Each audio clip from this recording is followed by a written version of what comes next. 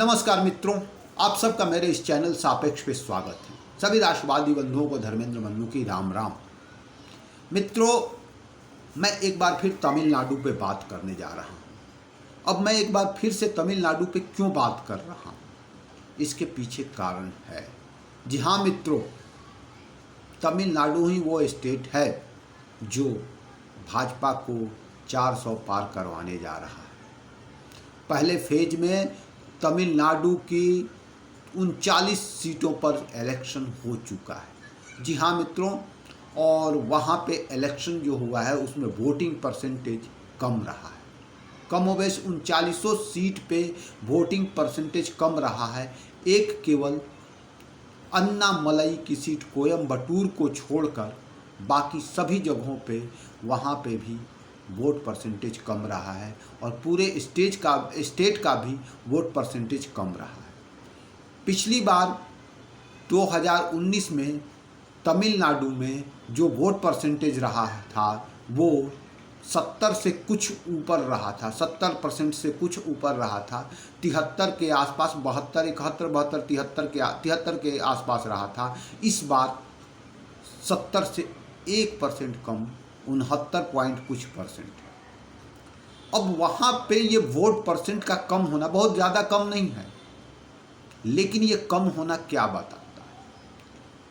दरअसल मेरा आकलन कहता है कि वहाँ की जो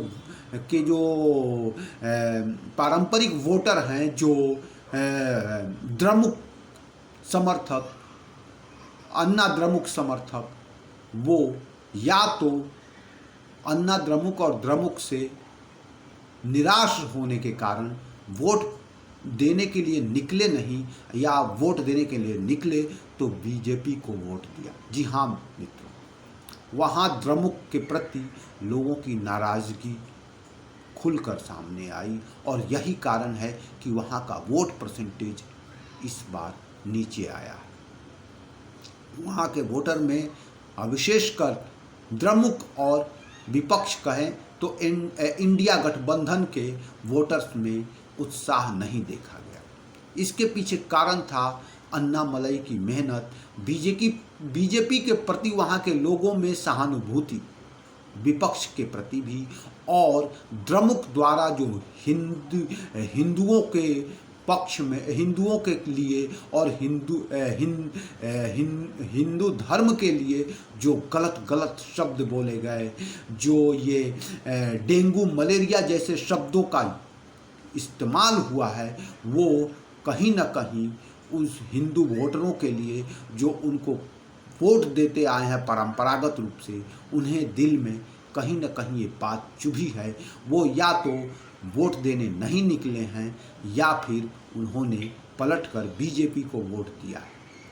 अन्नामलई ने तो गजब का वहाँ पे समा बांधा था, और समा ऐसा बांधा था कि मतलब मेरा मानना है कि भाजपा वहाँ से 10 से 17 के बीच में सीटें जीतने वाली है। जी हाँ, अन्नामलई कोयम्बटूर से तो जीतने वाले हैं।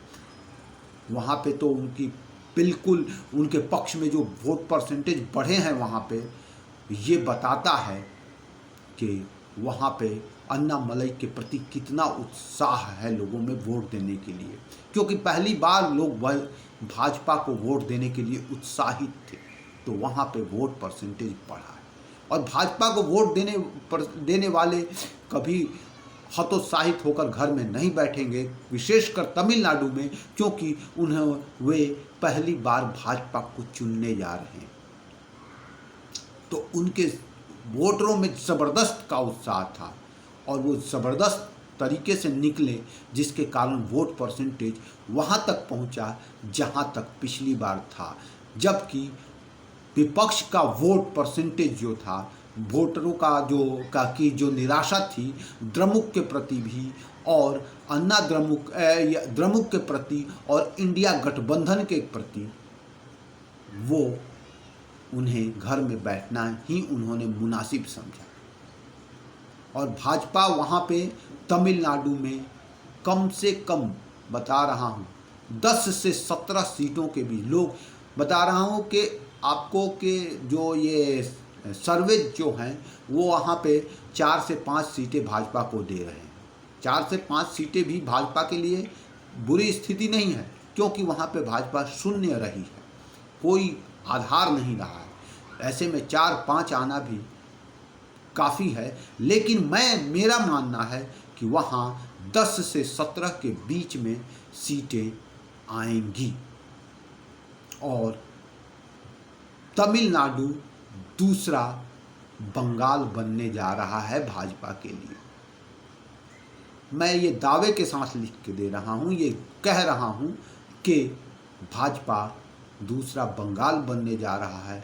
वहाँ बीजेपी 10 से 17 के बीच में सीटें जीतेगी, मैक्सिमम 17 और मिनिमम 10, इनके बीच में वो जीतेगी। कई सीटें हैं, मैं अब सीटें गिनवाने नहीं बैठूंगा कि ये सीट पर कोयम्बटूर है और भी बहुत सारी सीटें हैं, कन्याकुमारी है, एक जहाँ से कनिमोझी खड़ी हैं वो सीट है। तो ये सब चीज़ें जो है ना, एक ए राजा जहाँ से खड़े हैं वो सीट भी भाजपा जीतने वाली है। तो इस तरह से कई सीटें हैं जहाँ से भाजपा बहुत मतलब ज़बरदस्त पोजीशन में है और 10 से 17 के बीच में सीटें तमिलनाडु में भाजपा अपने पक्ष में करने में सफल होगी। और देखिए उसके बाद अन्नामलई जैसा नेता जो कि इतने दिनों से अकेला प्रचार कर रहा है, मोदी जी लगे हुए हैं तमिलनाडु में और इतना प्रचार, वहाँ पे चुनाव ख़त्म होते ही आपको पार्टी ने अन्नामलई को केरल में प्रचार करने के लिए भेज दिया। ये है भाजपा के नेताओं का पार्टी के प्रति डेडिकेशन और पार्टी का चुनाव के प्रति प्रतिबद्धता, जीतने की आकांक्षा, उत्कट इच्छा, जो कि थोड़ा सा भी आराम करना नहीं जानती और चुनाव में उतार देती है। जी हाँ, अन्नामलई अपने उनके चेहरे को देखकर आप कह सकते हैं कितने थके हुए इतने दिनों के बाद ये हैं, लग रहे हैं, लेकिन फिर भी वो केरल में चुनाव प्रचार कर रहे हैं। और वहाँ पे भी कहाँ कहाँ भाजपा ने उन्हें भेजा है, तो 2 सीटें दी हैं, एक तिरुवनंतपुरम जहाँ से अपने मतलब क्या कहूँ, शशि थरूर जी, मैं कुछ दूसरा नाम उनको रखने की सोच रहा था, लेकिन मुझे लगा कि नहीं नाम रखना चाहिए उनका, वैसा कुछ थोड़ा प्ले बॉय टाइप का नाम मैं सोच रहा था, लेकिन मैंने सोचा कि नहीं, वो राजनीति के प्ले बॉय हैं, लेकिन मैं नहीं रखना चाहता हूँ। शशि थरूर जी जहाँ से तिरुवनंतपुरम से खड़े हैं वहाँ पे, और दूसरी जो सीट है जहाँ उन्हें प्रचार करने के लिए भेजा गया है वो है राहुल गांधी की वायनाड सीट। और उनके जाने के बाद वहाँ जो रिस्पॉन्स दिख रहा है, जो भीड़ दिख रही है, वो अद्भुत। जी हाँ, अपने अन्नामलई का जलवा केरल में भी दिख रहा है।